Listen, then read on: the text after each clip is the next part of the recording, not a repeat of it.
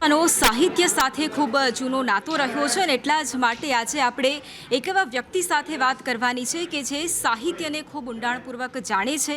આજના યુવાઓ સુધી તેમણે સાહિત્ય પહોંચાડ્યું છે અને આજના યુવાનો તેમને એક સુપર કૂલ કવિ તરીકે પણ જુએ છે. આપણી સાથે સાહિત્ય જગતનું એક એવું નામ જોડાયું છે. તુષારભાઈ શુક્લા આપણી સાથે જોડાયા છે.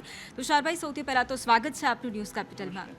અને તુષારભાઈ, સૌથી પહેલાં તો ન્યૂઝ કેપિટલની આ શરૂઆત થઈ છે, એક સફરની શરૂઆત અમે કરી છે અને એમાં આજે આપ સાક્ષી તો બન્યા છો, પરંતુ આ સફરના સાથી પણ આપ બન્યા છો. એટલે સૌથી પહેલાં આપના શબ્દો થકી ન્યૂઝ કેપિટલને શુભકામનાઓ પાઠવશો.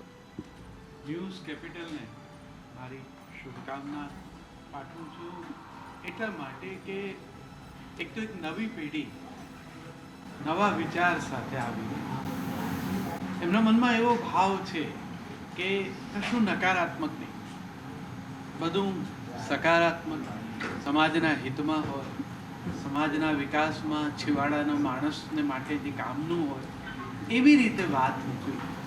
કટુતા ગોળનારા ઘણા છે, એવી વખતે આવી રીતે ભાષાનો વિનિયોગ સમૂહ માધ્યમમાં થાય.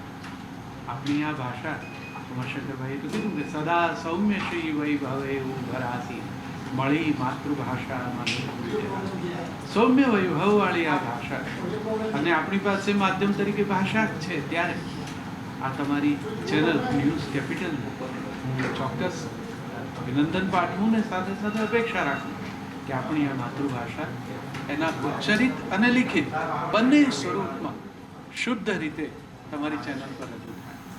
બિલકુલ. અને તુષારભાઈ, આજના જે યુવાનો છે એ તમને ખૂબ ફોલો કરે છે અને જેમ મેં આગળ શરૂઆતમાં જ કહ્યું એમ કે સાહિત્યને આપે લોકો સુધી પહોંચાડ્યું છે, એટલે લોકોના મનમાં પણ ઉત્સુકતા છે અને ખાસ કરીને આજના યુવાનોમાં ઉત્સુકતા છે કે આપે કેવી રીતે શરૂઆત કરી એક સફરની. કારણ કે એક સફરની શરૂઆત જ્યારે થાય છે ત્યારે ઘણા બધા સવાલો મનમાં ઊભા થતા હોય છે. જેમ ન્યૂઝ કેપિટલે એક સફરની શરૂઆત કરી છે, ઘણા બધા પ્રશ્નો હતા, કેવી રીતે થશે, કેવી રીતે કરીશું, ઘણી બધી મુશ્કેલી આવવાની છે, ઘણી બધી અડચણ આવવાની છે, પરંતુ આ બધાની વચ્ચે ન્યૂઝ કેપિટલે જે સંકલ્પ લીધો હતો, જાણે છે ગુજરાતનો સંકલ્પ, એ સંકલ્પ પૂરો થયો છે. લોકો સુધી પ્રજાના પ્રશ્નોને વાચા આપવાનું કામ ન્યૂઝ કેપિટલ જ્યારે કરવાનું છે. અને આમ જોવા જઈએ તો એક પત્રકાર જગત અને કવિ જગતમાં એક સિમિલારિટી એ છે એ શબ્દોની તાકાત એ કવિ જગતમાં પણ, સાહિત્ય જગતમાં પણ એટલી જ મહત્ત્વપૂર્ણ છે જેટલી પત્રકાર જગતમાં પણ મહત્ત્વપૂર્ણ છે. અને એટલા જ માટે આજે આ સવાલ ખૂબ જરૂરી બની જાય છે. તમે પોતે એક કવિ છો અને એક પત્રકાર તરીકે હું તમને પૂછું છું કે જ્યારે શબ્દોની તાકાત ખૂબ જરૂરી બની જતી હોય ત્યારે એક સફર કેવી રીતે મહત્ત્વપૂર્ણ બની જતો હોય છે. સવાલો જ્યારે ઘણા બધા હોય ત્યારે તેની સાથે સાથે શરૂઆત થાય. સરળ કશું નથી હોતું, પરંતુ તેની સાથે સાથે જ્યારે સરળતા ન હોય, મુશ્કેલીની વચ્ચે કામ કરવાની એક અલગ મજા છે. અને એટલા જ માટે દરેક કાવ્યો અમે તમારા સાંભળ્યા છે, દરેક પંક્તિ, દરેક શબ્દ અમે તમારો સાંભળ્યો છે. એટલા જ માટે આ સવાલ છે કે તમારી પણ સફરની શરૂઆત કેવી રીતે થઈ? સફરની શરૂઆત હંમેશા આંખોમાં સપના, હૈયામાં હિંમત, નિસ્બત જોઈએ, પ્રતિબદ્ધતા જોઈએ. એ હોય તો કદાચ અસફળ થઈએ ને તો પણ એવી પીડા ન થાય કે મેં મારા તરફથી પ્રયત્ન ઓછો કર્યો. એટલે મેં શરૂઆત કરી ત્યારે પણ નાનકડી એમથી શરૂઆત હતી. આકાશવાણીના માધ્યમ દ્વારા હું મારા શ્રોતાઓ સુધી પહોંચ્યો અને ત્યાં પણ શબ્દ સાથે જ કામ પાડ્યું. અહીંયા તો આપણને દ્રશ્યનો પણ લાભ મળે છે, ત્યાં તો કેવળ શબ્દ હતો. એટલે અમે એ વાત શીખ્યા કે શબ્દ દ્વારા ચિત્ર ઊભું કરી શકાય. શબ્દ દ્વારા તમે તમારી વાત તમારા શ્રોતાની આંખ સામે રચી શકો. રેડિયોએ જે રનિંગ કોમેન્ટ્રીનું આખું એક જુદું માળખું રચી આપ્યું, વર્ષો પછી જ્યારે ટેલિવિઝન આવ્યું ત્યારે એવા મિત્રો હતા કે જે લોકોને રેડિયો ઉપરથી રજૂ થતી ક્રિકેટની કોમેન્ટ્રી સાંભળવી ગમતી અને દૂરદર્શનના માધ્યમથી સ્ક્રીન પર આવતી રમત જોવી ગમતી, અને કેટલાક તો દ્રશ્ય જોતા અને સાંભળતા રેડિયોને. રેડિયો બહુ નાની નાની વાતની વિગતો આપે અને દૂરદર્શનનો કેમેરા હોય એ વિશાળ એંગલથી લગભગ બધું બતાડી દે, એટલે બોલવું ન પડે. બે માધ્યમની અપેક્ષા જુદી હતી. તમે જ્યારે આવી રહ્યા છો ત્યારે તમે પણ એક એવી સ્પષ્ટતા સાથે કામ કરજો કે કશું સહેલું નથી. આજે કંઈ શરૂ કર્યું છે એમાં વ્યવધાન તો આવવાના જ. અને એટલી સરળતાથી જો સફર કપાઈ જાય તો એ સફરનો આનંદ પણ શું. એટલે એના પડકારોનો પણ એક આનંદ હશે, એ ઉઠાવતા જજો. જે સંકલ્પ કર્યો છે, જે મનમાં સ્પષ્ટતા છે કે આ જ રીતે કામ કરવું છે, એને વળગી રહેજો તો ચોક્કસ થશે. મેં મારી પાસે જે શબ્દ હતો એને ઉચ્ચરિત શબ્દને ઉપયોગમાં લિખિત શબ્દને પણ કવિતા દ્વારા લોકો સુધી વહેતો કર્યો. પણ એક વાત મનમાં સ્પષ્ટ રાખી કે કનેક્ટ થવું, જોડાવું, એ મારી ભાષાનું, મારા શબ્દનું મહત્ત્વનું કામ હોવું જોઈએ. મારો ભાવક એ મને સાંભળે માત્ર એવું નહીં, સમજે એ પણ જરૂરી છે. એટલે તમે પણ એવો અનુસંધાન સાધી શકે એવો, કનેક્ટ થાય એવો શબ્દ ઉપયોગમાં લેજો તો ચોક્કસ તમને તમારા પ્રેક્ષકો, શ્રોતાઓ આટલું ચાહશે. બિલકુલ. અને તુષારભાઈ, શબ્દની વાત કરી છે એટલે મારે એ પણ જાણવું છે કે શબ્દ તમને ક્યાં ક્યાં લઈ ગયો એ પણ જાણવું છે. શબ્દની આંગળીએ શરૂઆત કરી, હવે તો શબ્દની પાંખે ઉડવાનો પણ અવસર મળ્યો. કેવળ નગરમાં જ નહીં, નગરની બહાર, રાજ્યભરમાં, દેશમાં અને હવે તો વિદેશમાં પણ ઘણે બધે ઠેકાણે જવાનું મળ્યું. મારા શબ્દ દ્વારા હું પહોંચ્યો, પ્રત્યક્ષ પહોંચ્યો શ્રોતાઓ સામે, વિદેશમાં પણ, અને સમૂહ માધ્યમોની મદદથી, દ્રશ્ય શ્રાવ્ય માધ્યમોની મદદથી પણ પહોંચ્યો. એટલે શબ્દએ મને એક મોટા ભાવક વર્ગ સાથે જોડી આપ્યો.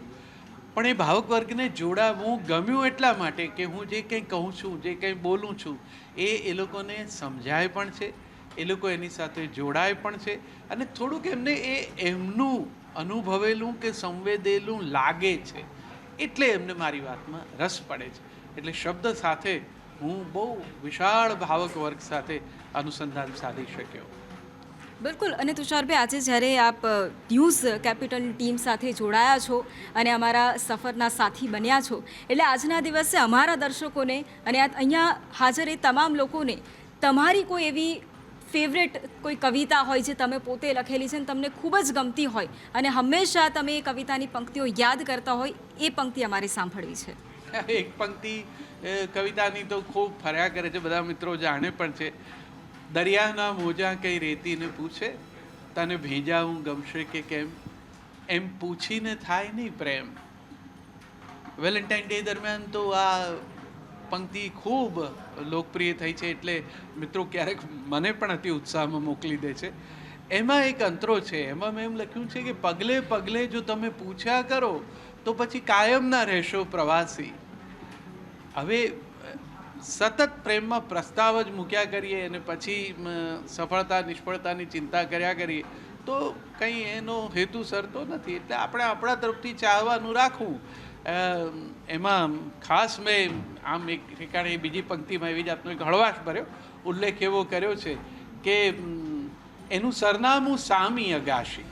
કેટલાક મિત્રોને એમ થાય છે કે કંઈ મારા ઘરની સામેની અગાશી એ પ્રકારની મારી લાગણીનું અનુસંધાન હોય, પણ બધાના ચિત્તમાં કોઈ એક એવી મનગમતી અગાશી હોય છે, ત્યાં એવા મનગમતા ચહેરા પણ હોય છે. મેં વધારે આગ્રહ મારો એ પંક્તિમાં છે કે મનગમતો મોગરો મળશે, વટાવશો વાંધાની વાડ જેમ જેમ, એમ પૂછીને થાય નહીં પ્રેમ. એટલે તમે પણ કોઈને પૂછવા ન રહેશો. તમે જે કામ હાથમાં લીધું છે આ ન્યૂઝ કેપિટલ દ્વારા, એ મનમાં એક સ્પષ્ટતા સાથે લીધું છે, આપોઆપ પ્રજાનો પ્રેમ તમે સંપાદિત કરી શકશો. બિલકુલ. અને તુષારભાઈ, સાહિત્ય સાથે આપ ખૂબ વર્ષોથી જોડાયેલા છો અને આટલા વર્ષોના અનુભવ પછી તમે પહેલાંના સમયમાં અને અત્યારના સમયમાં શું ફરક જુઓ છો? તમને તમારા અનુભવ થકી આ સમયમાં શું ફરક દેખાયો છે?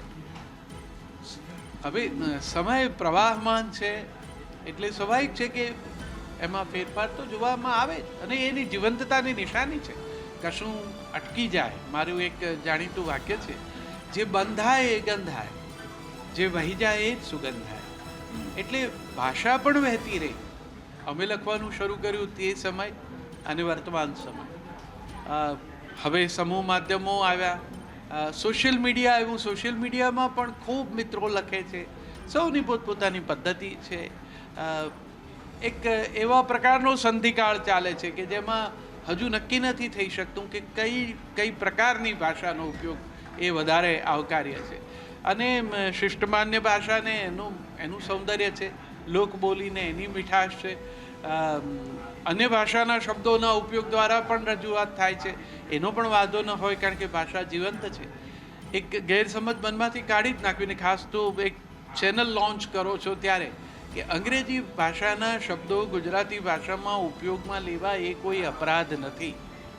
વાત સમજાઈ જાય એ માટે જો કોઈ શબ્દ વધારે અનુકૂળ આવતો હોય બીજી ભાષાનો તો એ આવકાર્ય જ છે. અને આપણે ત્યાં બહુ પહેલાં રમણભાઈએ એ વાત ભદ્રમ નવલકથામાં કરી દીધી. હવે રેલવે સ્ટેશન કહેવાથી સ્પષ્ટ જ થઈ જાય છે. પછી અગ્નિરથ વિરામ સ્થાન એવું ગુજરાતી કરવાની જરૂર છે. એટલે એવી જડતાનો હું આગ્રહી બિલકુલ નથી. મારો પેલો માતૃભાષા પ્રેમ બહુ જાણીતો છે, એટલે કેટલાક ગેરસમજ કરે છે કે તુષારભાઈને બહુ એવો હઠાગ્રહ હોય છે. હઠાગ્રહ જરાય નથી. મારી ભાષામાં અંગ્રેજી શબ્દો જ્યાં ઉપયોગમાં આવે ત્યાં હું લઉં છું. બોલવામાં ઉચ્ચારમાં ભૂલ થાય તો દીકરા દીકરીઓ કે પૌત્ર પૌત્રીઓ સુધારે તો સુધારીએ લઉં છું. અમે એમ વાટકાને વાટકો કહેતા, પછી સાંભળીને બાઉલ કહેતા થઈ ગયા. અને પછી હવે પૌત્ર પૌત્રીએ એમ ધ્યાન ધર્યું કે બાઉલ નહીં બોલ એમ કહેવાય. એટલે રેસ્ટોરન્ટ બોલતા હતા ત્યાંથી હવે રેસ્ટોરાં સુધી આવી ગયા. તો ભાષા જીવંત છે, અને જીવંત હોય ત્યાં ભૂલની શક્યતાઓ છે. તો કરવું આટલું જોઈએ કે મોકળા મને પોતાની ભૂલ નિખાલસતાથી સમજવી, સ્વીકારવી અને સુધારવી. બિલકુલ. અને તુષારભાઈ, એક કવિ પત્રકાર જગતને કઈ રીતે જોવે છે, અથવા એક કવિના મતે પત્રકાર જગત કેવું હોવું જોઈએ? બહુ જૂનું એક જાણીતું ક્લીશે થઈ ગયેલું એવું વાક્ય છે કે પત્રકારોની જે નોંધ હોય છે એમાં કોઈ એક સરસ સાહિત્યિક કૃતિની રચનાનો એક બીજ સમાયેલું હોય છે. એટલે પત્રકારત્વ, કેટલાક કહે છે કે પત્રકારત્વ ઉતાવળે લખાયેલું સાહિત્ય છે. એવી એક શક્યતા છે કે એમાં રહેલી સાહિત્યિક શક્યતાઓને તમે જો તમારી કલમ હોય એ પ્રકારની અભિવ્યક્તિને યોગ્ય, તો તમે એમાંથી સરસ વાર્તા વિકસાવી શકો. આપણી પાસે એવા સમર્થ પત્રકારો થયા કે જે લોકો સારા સાહિત્યકારો હતા. પણ કવિતાની ભાષા જુદી, પત્રકારત્વની ભાષા જુદી. કવિતાની ભાષામાં હું કોઈ વાત કરું અને મારો શ્રોતા, આપણો પ્રેક્ષક, ભાવક મૂંઝાય, એને ખબર ન પડે કે અમે શું કહેવા માગીએ છીએ, તો હેતુ સિદ્ધ નથી થતો. પ્રત્યાયન ચક્ર, સર્કલ ઓફ કમ્યુનિકેશન ક્યારે કમ્પ્લીટ થાય? જ્યારે હું જે કહેવા માગું છું એ એવી રીતે કહું કે મારું જે ટાર્ગેટ ઓડિયન્સ છે એ વાતને સમજી લે અને મારો જે હેતુ છે એ પૂરો થાય. તો એવી રીતે ભાષાના આ જુદા જુદા રંગ, રૂપ, છટા એનો ઉપયોગ કરતા આવડવો જોઈએ. એટલે પત્રકાર પણ કવિતા ન જ કરી શકે એવું નથી. અને કેટલાકની કવિતા એવી સપાટ બયાનીવાળી બને કે એમ લાગે કે આ કેવળ અહેવાલ છે, એમ પણ બને.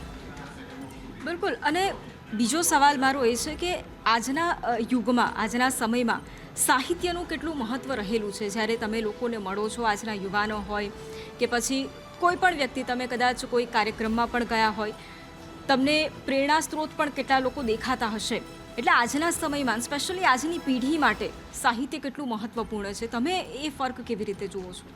આજની પેઢી હોય કે વીતેલા સમયની પેઢી હોય, સાહિત્ય એના વગર ચાલવાનું નથી. હા, એના રૂપ, સ્વરૂપ, એની અભિવ્યક્તિની શૈલી, રંગ, છટા, મિજાજ એ બદલાયા કરે એવું બને. પણ એક સરસ વાર્તા, એક મજાની કવિતા, એક મીઠડું ગીત, એક એવી મદોશ કરે એવી ગઝલ, એના વગર કેમ ચાલશે? એ તો બધી સમૃદ્ધિ છે આપણી. આપણા સંવેદનોને અભિવ્યક્ત કરવાનું એક અદ્ભુત સ્વરૂપ છે. એટલે એ તો આવકાર્ય હોય જ, અને એના વગર તો ભાષા ગરીબ થઈ જાય. સાહિત્ય એ ભાષાની અભિવ્યક્તિ શક્તિનું સુંદરતમ શિખર છે. એટલે હું જ્યારે ભાષાની વાત કરું છું ત્યારે એમાં સાહિત્યને ભેગું નથી કરી દેતો. આપણે ત્યાં કેટલાક લોકો એવી ગેરસમજ કરે છે કે જાણે ગુજરાતી ભાષા આવડવી અને કાંતની કવિતામાં રસ હોવો, અંગ્રેજી બોલતા આવડવું અને શેક્સપિયરના નાટકમાં સમજ હોવી એ બે જુદી વસ્તુ છે. એટલે આપણે ભાષા સાથે સાધારણ ભાષક તરીકે કામ પાડીએ છીએ. એટલે સાહિત્ય તો અદ્ભુત છે, એમાં રસ પડે તો એનાથી ઉત્તમ કાંઈ નહીં. પણ હું એટલું કહું ચોક્કસ કે જ્યાં છો, જે કંઈ કામ કરતા હો, એમાં ગુજરાતી માતૃભાષા એના શુદ્ધ સ્વરૂપે લખો અને બોલો. અને આજની જે યુવા પેઢી છે આપણે સામાન્ય રીતે એ પણ જોઈ રહ્યા છે. તમે પહેલાં એ જ વાત કરી કે અંગ્રેજી ભાષાનો પણ આપણે કદાચ ઉપયોગ કર્યો તો એમાં કંઈ જ ખોટું નથી, પણ આજની જે પેઢી પોતાના સાહિત્યને વધુ સમજે, તેને જાણે, તેમાં રસ દાખવે, એના માટે આપની શું સલાહ છે ખાસ આજના યુવાનોને? ખૂબ વાંચો, ખૂબ સાંભળો. જે બે વાત કદાચ હવે ઓછી થતી જાય.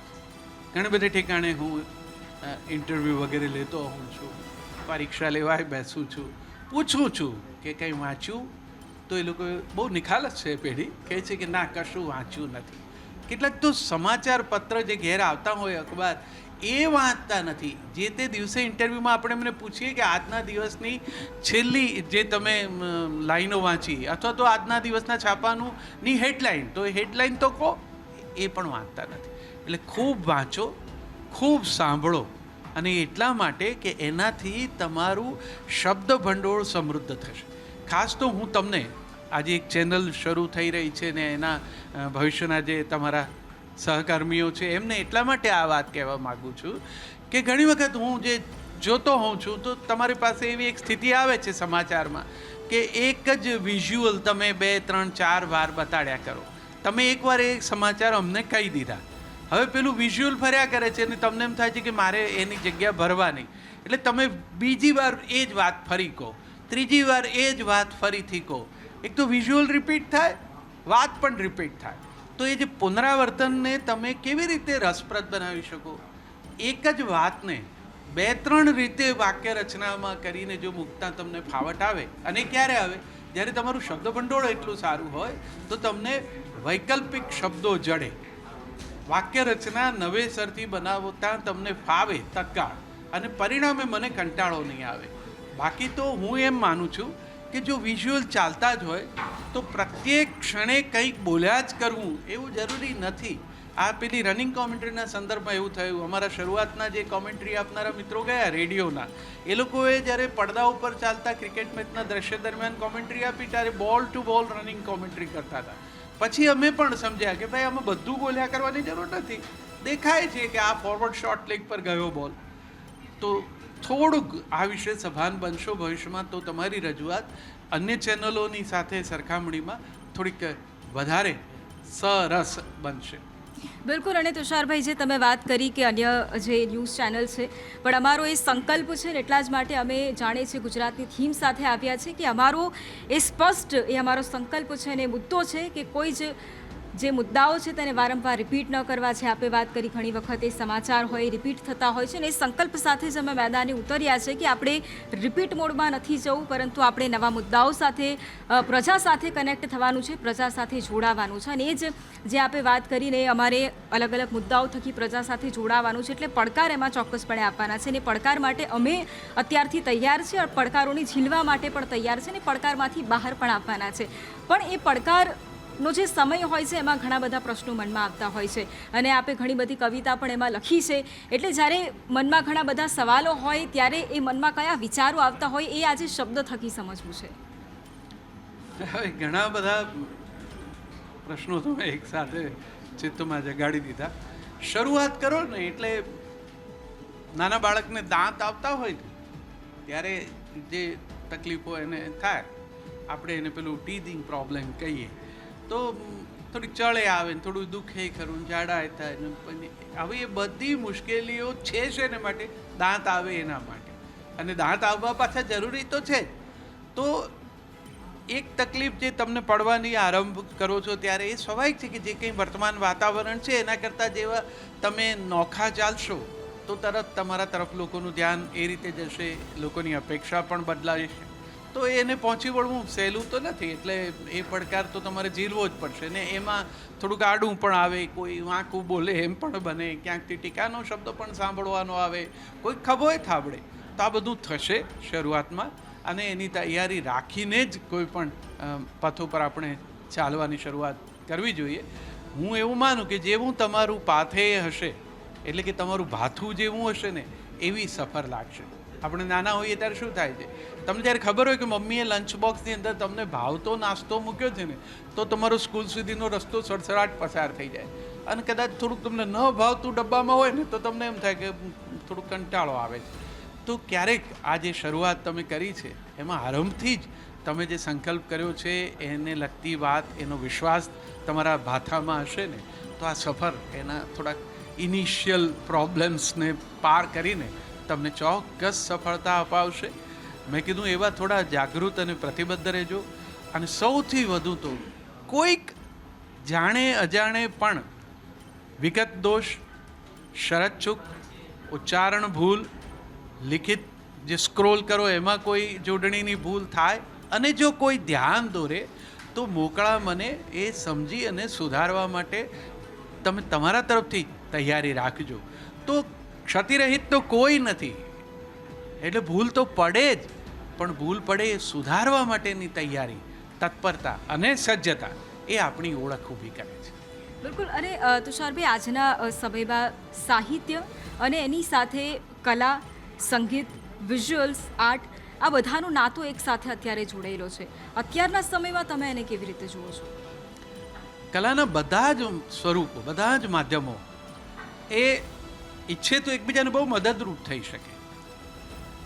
આ દ્રશ્ય શ્રાવ્ય માધ્યમ જેના દ્વારા આપણે અત્યારે મળીએ છીએ, હું આજે કંઈ બોલું છું એ તમે કેવળ રેકોર્ડેડ પણ સાંભળો નહીં, આવું જ સંભળાય, પણ તમે મને જુઓ છો. હવે તમે મને જુઓ છો ને તમે મને જોવાના છો એ મને ઘેરથી આવતા ખબર છે.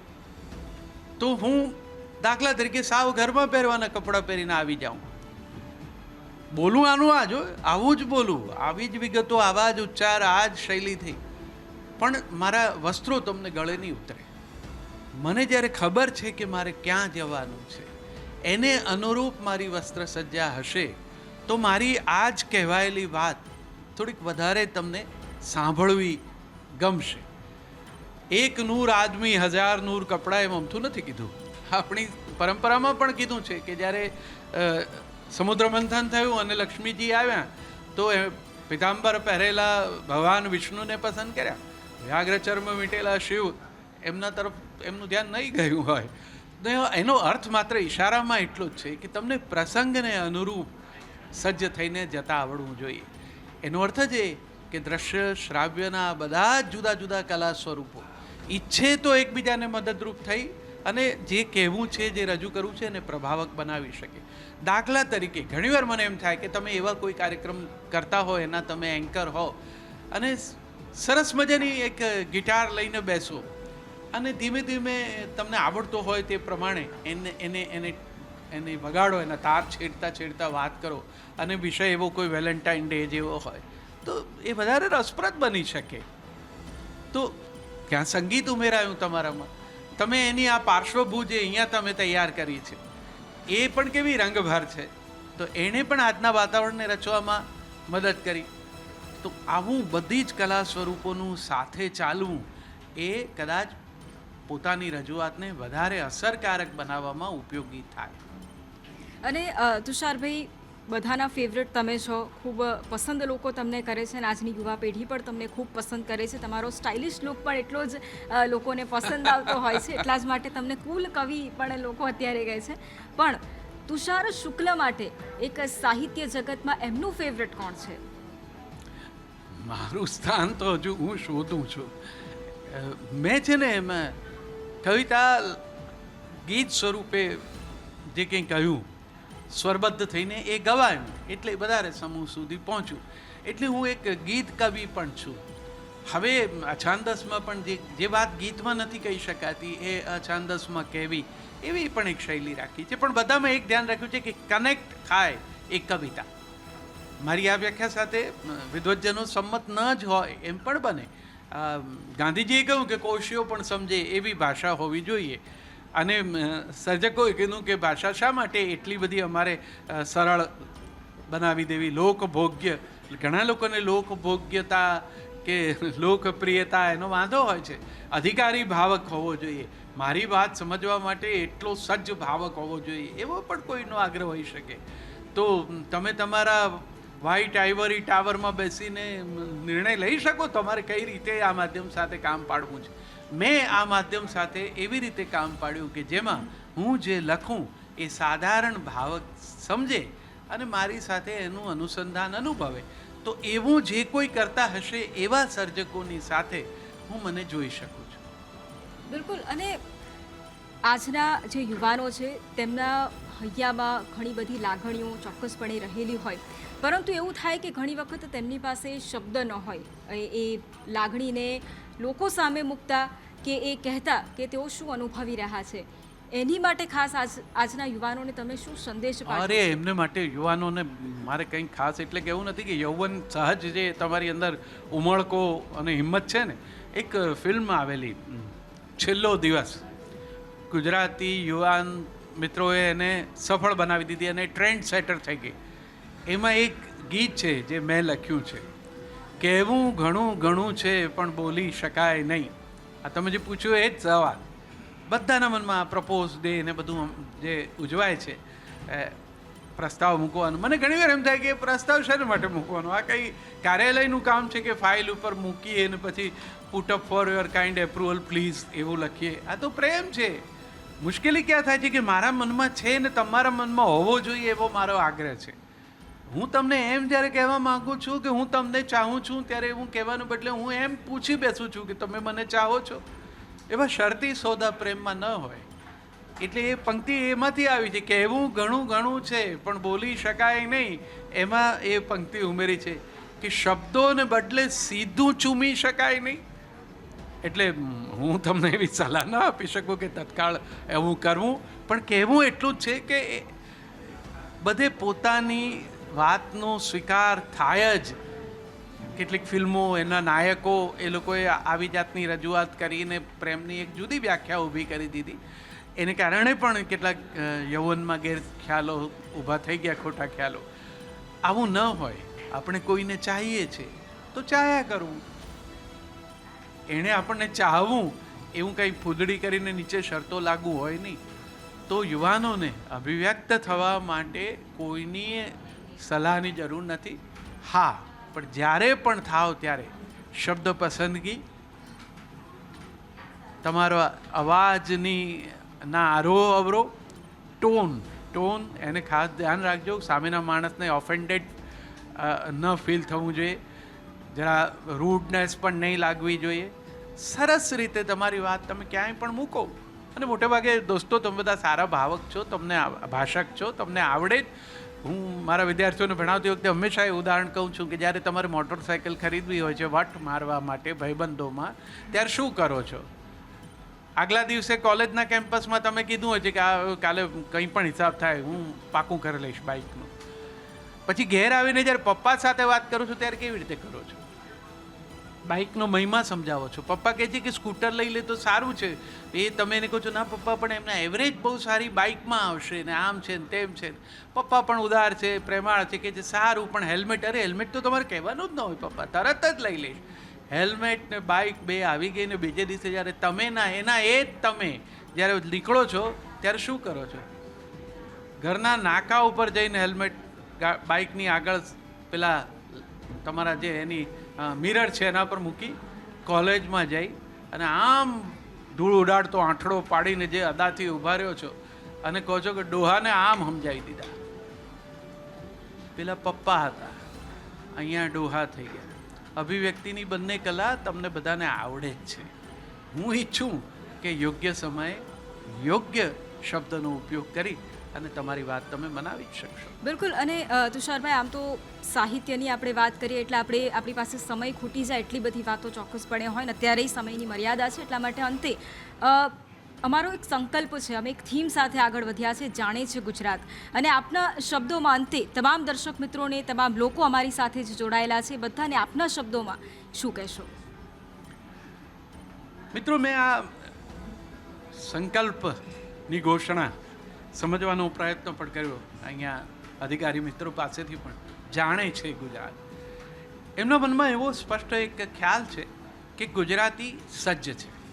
જુદા જુદા અનેક વિષયો વિશે ગુજરાતી પાસે માહિતી છે. એટલે મને મનમાં એમ પણ થયું કે એનો અર્થ એવો કે ગુજરાતીઓને તમે છેતરી નહીં શકો, બનાવી નહીં શકો, સાચા ખોટા ઊંઠા ભણાવી નહીં શકો. જાણે છે ગુજરાત. અને સાથે સાથે અન્ય મિત્રોને પણ ખબર પડે કે કેટલા બધા વિષયો વિશે ગુજરાતીઓ જાગૃત છે. જેમ આજે એક વિષય સાહિત્યનો એ નિમિત્તે આપણે મળવાનું થયું, જાણે છે ગુજરાતમાં, એમ વેપાર, ઉદ્યોગ, ચિત્ર, સંગીત, શિલ્પ, જે કળાઓ છે એમાં, તો એ બધાની નિમિત્તે તમે જાણે છે ગુજરાત સાથે જોડાવ. હું પણ આ કેપિટલ ન્યૂઝના એ સૂત્રવાક્યને તમારી સામે મૂકું કે જાણે છે ગુજરાત. બિલકુલ તુષારભાઈ, એટલા જ માટે આજે આ સુંદર વિષય ઉપર આપણે એટલા માટે વાત કરી કારણ કે ગુજરાતીઓ, આજના યુવાનો હોય એ જે તમને ખૂબ ફોલો કરે છે, તમને ખૂબ માને પણ છે, અને એટલા જ માટે સાહિત્ય જે આજના સમયમાં એવું કહી શકાય કે જે યુવાઓ છે તે તમને ફોલો કરે અને તમારી પાસેથી એ સમજવા પણ માંગે કે ખરેખર આજના સમયમાં જે સાહિત્ય, આમ એવી વાત થતી હોય કે સાહિત્ય કદાચ લોકો તેનાથી દૂર જઈ રહ્યા છે, બધું જ છે, પરંતુ તમારા જેવા લોકો છે કે જે સાહિત્ય સાથે એક જોડાણ કેવી રીતે થઈ શકે તે ખૂબ સારી રીતે સમજાવે છે, ને એટલા જ માટે આજની યુવા પેઢી તેનાથી દૂર નથી થઈ. અને આજે અમારી સાથે આપ જોડાય માટે આપનો ખૂબ ખૂબ ધન્યવાદ. Thank you very much. નમસ્કાર. તો બિલકુલ દર્શક મિત્રો, આજે તુષારભાઈ સાથે વાત કરી છે એટલા માટે કારણ કે આજે સમય છે, આ સમયની અંદર જ્યારે ન્યૂઝ કેપિટલ અનેક પ્રશ્નો ઉઠાવવાના છે, અનેક પ્રશ્નોના જવાબ જ્યારે માગવાના હોય ત્યારે એની અંદર સાહિત્યનો પણ કેવો ફાળો છે તે આજે સમજવાનો પ્રયત્ન કર્યો છે. નમસ્કાર.